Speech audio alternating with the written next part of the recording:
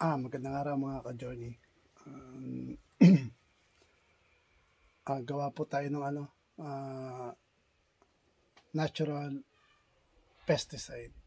Kung naalala nyo, doon sa last video ko sa kalamansi, medyo nauubos yung dahon. Mukhang may uod na kumakain ng dahon ng ating kalamansi.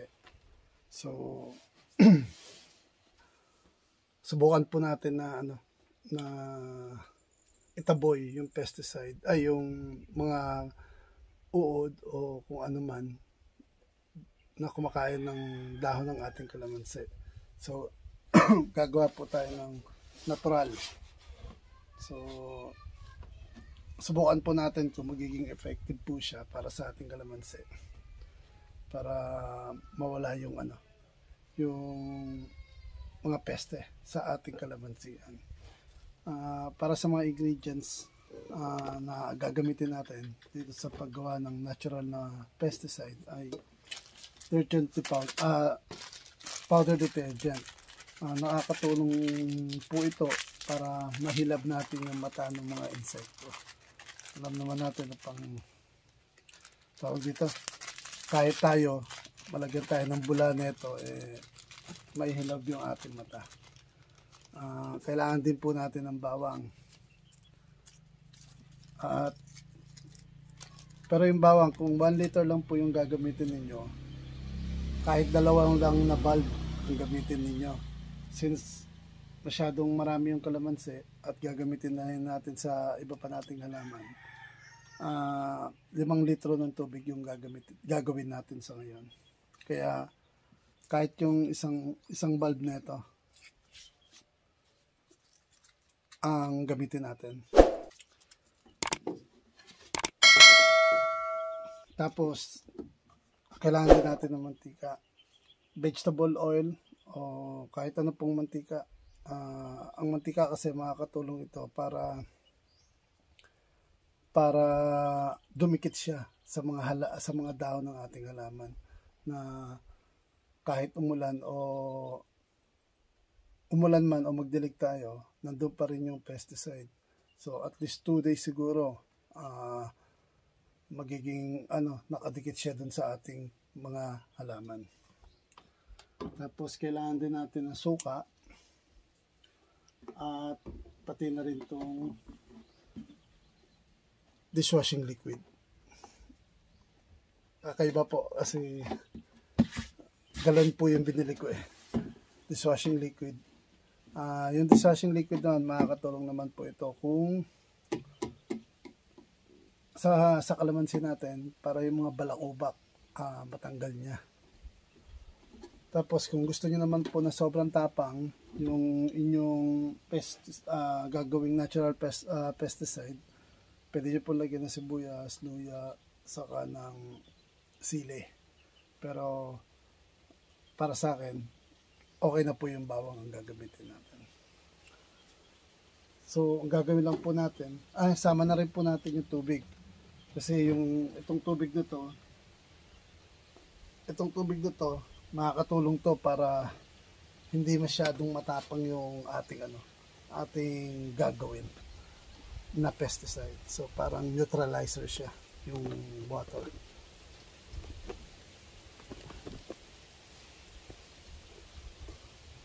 So since 5 liter yan, 5 liter yung gagawin natin.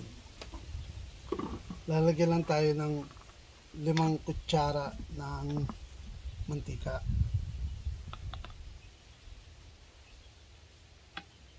Tapos kung 1 liter lang, isa lang po. 2, 3, 4.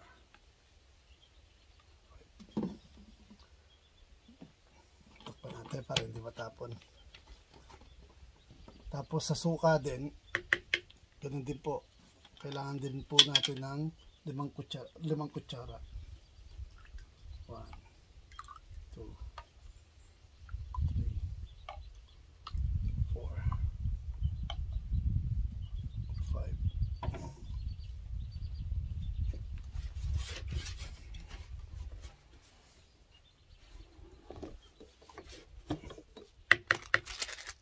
Tapos dun sa powder, kahit lang po, konting amount lang po, hindi natin kailangan ng marami.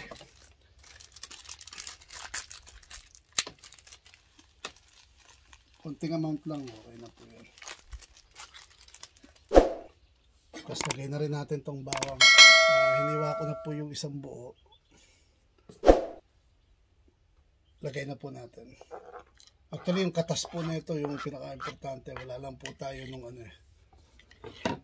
Nung pang-uwa ng katas.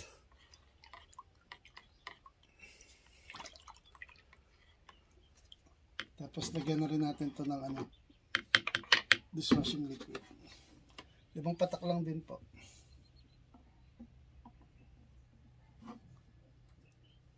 Ay 5 kutsarita. 1, 2, 3, 4, 5. Tapos haluin na lang po natin. I-mix natin.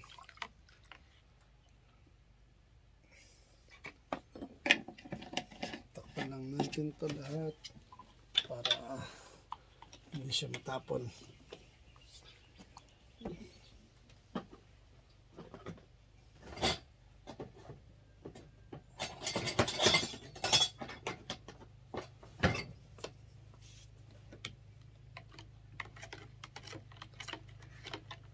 Ito pong ginawa natin, maganda po ito sa uod, sa apid, sa caterpillar.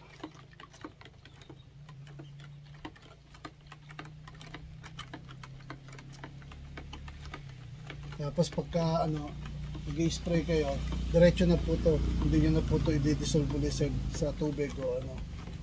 Basta mas maganda gumamit po tayo ng hindi chlorinated water. Kung wala naman po tayong pagkukuhanan ng hindi chlorinated water, pasikawin nyo lang muna yung yung tubig nyo na galing sa tap water ng at least 24 hours bago nyo po gamitin.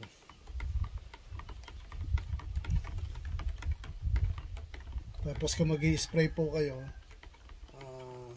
mas maganda gawin nyo po sa hapon. Para kung sakaling napatapang yung ninyo, timpla nyo, walang araw na tutulong para masunog yung dahon ninyo. Dahon ng ating mga halaman. Ito na po. Gawa na po siya. Yung sa sobra dyan, pwede nyo pang gamitin yan ng mga 1 buwan o 2 buwan.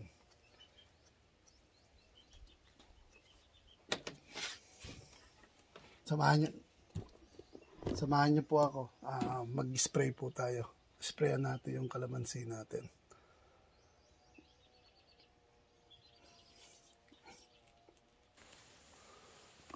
Ayan mga ka-journey. Yan yung sinasabi ko sa inyo. Yung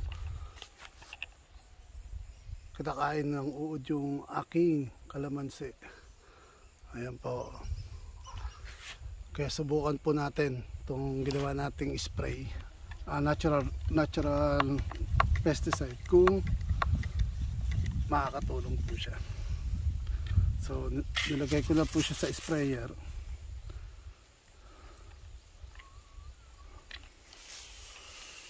Sprayan lang natin yung pati yung ilalim, wag lang po yung ibabaw, kasi minsan yung mga yan diyan po nagtatago sa mga ilalim.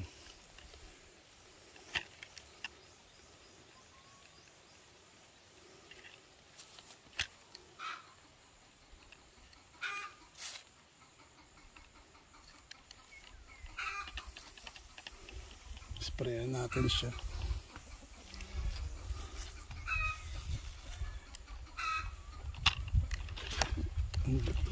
Tumang.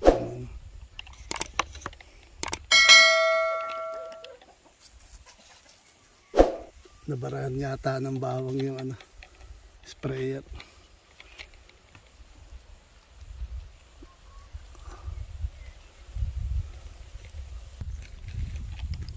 Nandito na po tayo sa pangalawa.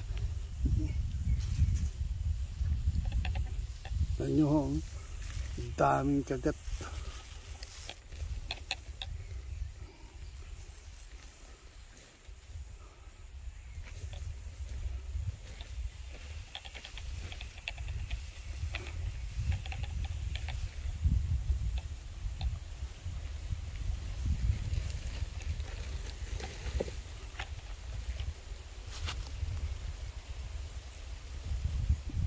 Tignan nyo po, nagsasapot pa ho siya.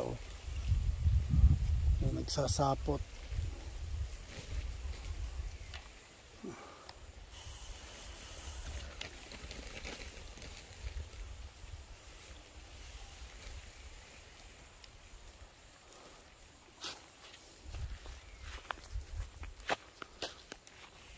So bigyan ko na lang po kayo ng feedback para malaman natin. Kumbaga ito, safe naman po to sa mga kids. Kahit sa mga leafy vegetable, pwede po natin ilagay ito. So, kung may natutunan po kayo, sana palike na lang po. And then, pa-comment na lang kung may mga question pa po kayo na hindi pa ho nasasagot na pwede nating sagutin. And sa mga hindi pa ho nakapag-subscribe, please do subscribe and just hit the notification bell para maging updated kayo sa ating video na i-upload pa. Have a nice day. Thank you for watching.